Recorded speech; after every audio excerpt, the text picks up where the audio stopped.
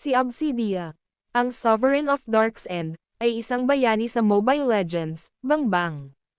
Ang mahihina, kakaiba, hindi gaanong matalino, at kalat-kalat na mga lahi ay itinulak sa ilalim ng lupain sa dulong timog, na nakikipaglaban para sa kanilang kaligtasan sa mundong ito na kulang sa mapagkukunan. Kasama nila si Obsidia. Nang ang kanyang lahi ay nahaharap sa pagkalipol, ang kapangyarihan ng Diyos ng Kadiliman ay dumating sa kanya.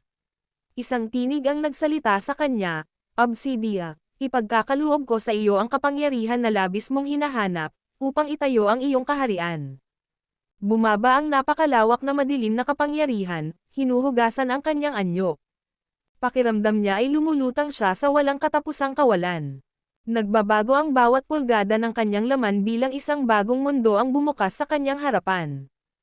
Ang pait ng Diyos ng Kadiliman ay inukit ang isang walang laman sa kanyang isipan, pilit itong pinupuno ng kapangyarihan, karunungan, at sigla, masakit, ngunit nakakalasing. Ang mga umapi sa kanyang tribo ay madaling nadurog, ang kanilang dating mapanghamak na tingin ay nauwi sa takot. Ginamit ni Obsidia ang kapangyarihang ito upang pagisahin ang mundo sa ilalim ng lupa.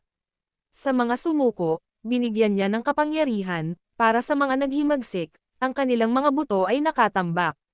Pinangalanan niya ang kanyang kaharian na Abyss, at siya ang naging isang tunay na soberanya.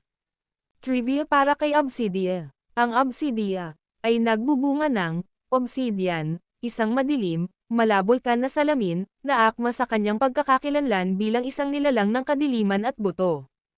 Ang kanyang pamagat na Sovereign of Dark's End ay nagbalangkas sa kanya bilang isang pinuno o hukom sa kadiliman.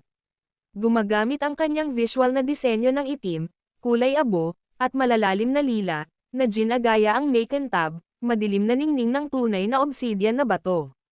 Visual, ang mga lumulutang na buto ng buto, ethereal trail, at dark, ghostly shadow effect ay kumukuha mula sa gothic, dark fantasy, at necromantic aesthetics. Petsa ng paglabas 17 ng Setyembre taong 2025. Tungkulin: Marksman, Espesyalidad Finisher, Pinsala, Lane Rec, Gold Lane. Presyo: 32,000 battle points o 499 diamonds 499. Mapagkukunan ng kasanayan. Mana, uri ng pinsala, pisikal, pangunahing uri ng pag-atake range. Comment mo na ang favorite hero mo sa ML upang ang hero mo ang susunod kong gawan ng video. Pa-like and share naman ng video. At kung nagustuhan mo, pindutin mo na rin ang subscribe para ma-update ka sa mga darating pang mga video.